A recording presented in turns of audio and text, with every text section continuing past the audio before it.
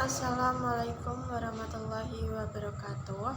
Perkenalkan, nama saya Diva Sabina Maharani dengan NIM 202053196 dari kelas Sistem Informasi D Fakultas Teknik Universitas Muria Kudus. Video ini dibuat untuk memenuhi tugas ketiga mata kuliah metodologi penelitian dengan judul Analisa Data Kuantitatif pada pertemuan ke-14. Analisa data kuantitatif. Dalam melakukan penelitian kuantitatif, kita sering mengalami kesulitan tentang metode statistika apa yang akan kita gunakan. Untuk itu, dalam hal ini dapat diuraikan mengenai metode statistika yang umum digunakan dalam penelitian dan bagaimana mengimplementasikan secara umum. Analisa data dapat digambarkan sebagai berikut.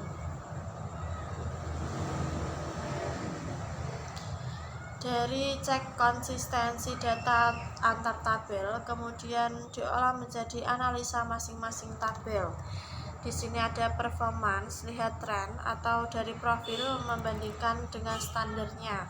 Kemudian dijadikan menjadi kesimpulan. Kemudian pengumpulan data ini kemudian diolah menjadi verifikasi data, kemudian pengelompokan tabel dan menjadi isi tabel. Distribusi frekuensi. Di sini bila kita mengumpulkan sejumlah data yang cukup besar dan belum dikelompokkan, maka kita tentunya akan mengalami kesulitan dalam mengambil kesimpulan dari informasi yang ada. Untuk itu, maka data tersebut perlu dikelompokkan ke dalam suatu distribusi frekuensi untuk memberikan gambaran yang lebih jelas. Distribusi frekuensi merupakan suatu distribusi atau tabel frekuensi yang mengelompokkan data yang belum terkelompokkan ke dalam beberapa kelas. Distribusi frekuensi biasanya digunakan untuk memberikan informasi yang menggambarkan keseluruhan sampel atau populasi yang diteliti.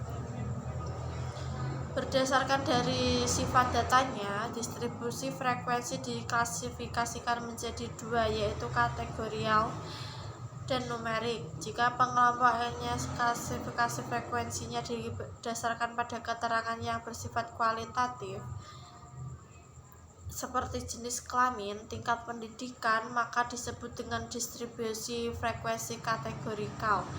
Misalnya pada tabel berikut dikelompokkan berdasarkan gender atau jenis kelamin.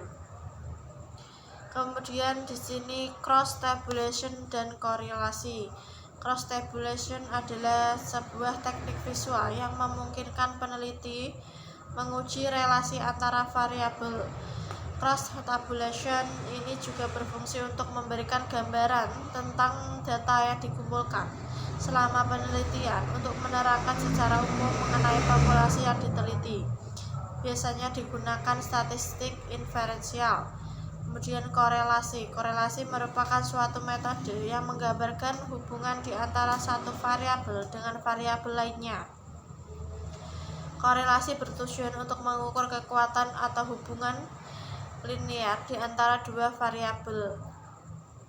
Korelasi ada yang bernilai positif, negatif, dan nol.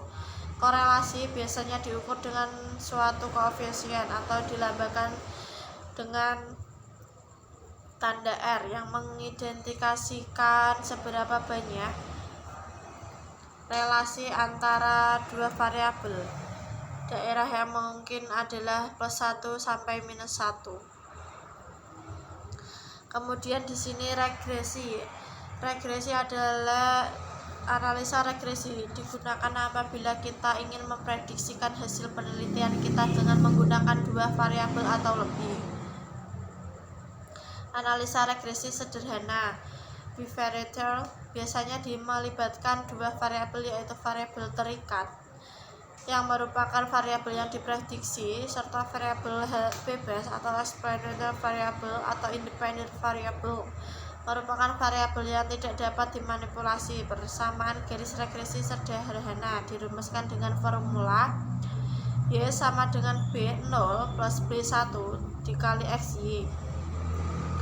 Keduanya dicari dengan analisis kuadrat kecil, yang merupakan suatu proses di mana model regresi dicari yang menghasilkan jumlah error kuadrat terkecil. Contoh regresi sederhana berusaha memperkirakan nilai ujian dengan lama waktu belajar. Kemudian analisis regresi berganda.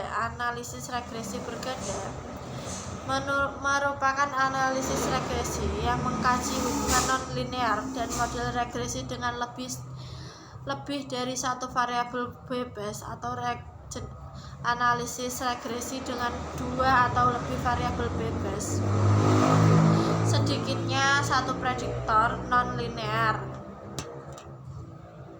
Kemudian di sini model-model regresi. Analisis regresi berganda ini didasarkan pada model probabilistik yang terdiri atas komponen determinasi dan kesalahan random. Adapun model-model regresi yang ada adalah sebagai berikut. Yang pertama yaitu model deterministik. Kemudian yang kedua model probabilistik, di mana B0 adalah intercept populasi dan B1 adalah kemiringan atau slope populasi. Kemudian uji T atau t-test digunakan apabila kita ingin mengevaluasi perbedaan antara efek. Analisa t-test biasanya digunakan untuk membandingkan dua kelompok dengan menggunakan min kelompok sebagai dasar perbandingan. Ujian T akan mengindikasikan apakah perbedaan antara dua kelompok tersebut signifikan secara statistik atau tidak. Contohnya jika diambil tinggi badan mahasiswa Fasilkom yang terdiri atas 10 orang mahasiswa dan 10 mahasiswa putra. Dengan menggunakan signifikasi 0,01, tentukan berapa besar odometer yang bisa dipercaya dan dapat ditentukan hipotesisnya. Kemudian di sini disajikan jawaban dari hipotesis statistikanya dengan H0 dibagi lambda dengan 10, HA dibagi lambda bukan 10. Kemudian di sini ada perhitungannya dengan rumus S sama dengan jumlah dari eksponen XY dan eksponen X2 dibagi N sama dengan N-1, dan di sini menghasilkan S sama dengan 19. Kemudian di sini X dibagi X, S sama dengan kurang akar N, menghasilkan 0,6. Di sini 121 dibagi 20 dikali 20 dibagi 12 menghasilkan hasil 10,1. Kesimpulan yang bisa diambil, menolak H0 karena nilai T dihitung lebih besar daripada nilai T-table 1,67 lebih kecil dari 3106. Ini berarti jarak mil yang dihitung otomatis tidak signifikan dan berbeda nyata dengan jarak mil yang dihitung dengan mesin pada mobil.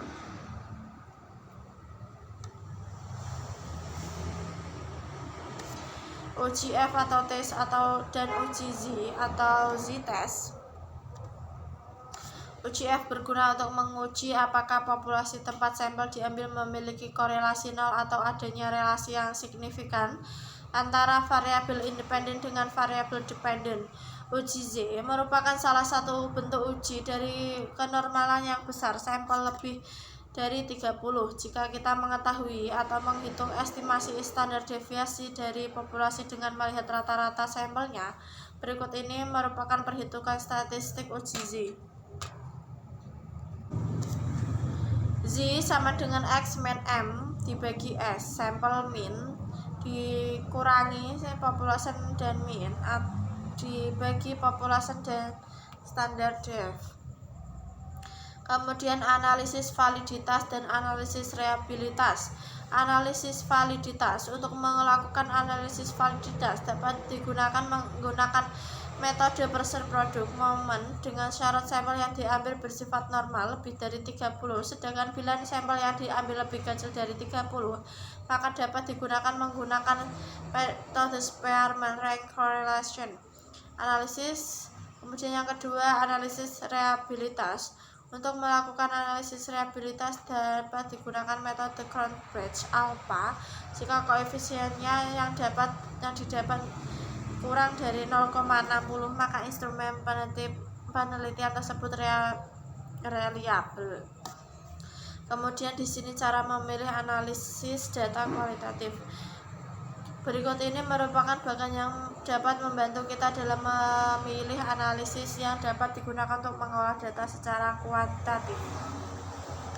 Kemudian bahan diskusi dan tugas. Cari cara analisis validitas dan realitas berdasarkan metode Spearman rank correlation dan metode Cronbridge correlation. Di sini disajikan gambar 2, yaitu berikut merupakan bagian yang dapat membantu kita dalam memilih analisis yang dapat digunakan untuk pengolahan data secara kuantitatif. Di sini dimulai dari start, dari interval data, kemudian kita cari menggunakan rela. Di sini akan menghasilkan Spearman correlation dan person correlation.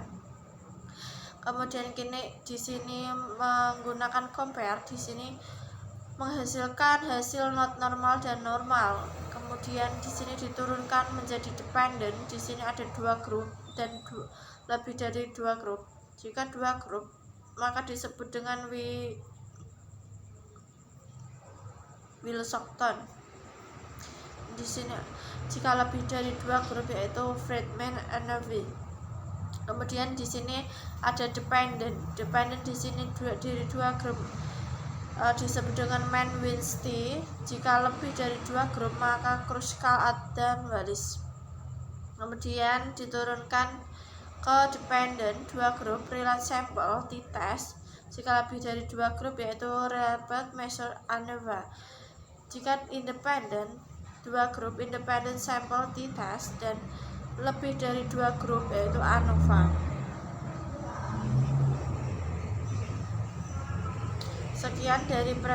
Sekian presentasi dari saya. Apabila ada kesalahan saya mohon maaf. Wassalamualaikum warahmatullahi wabarakatuh.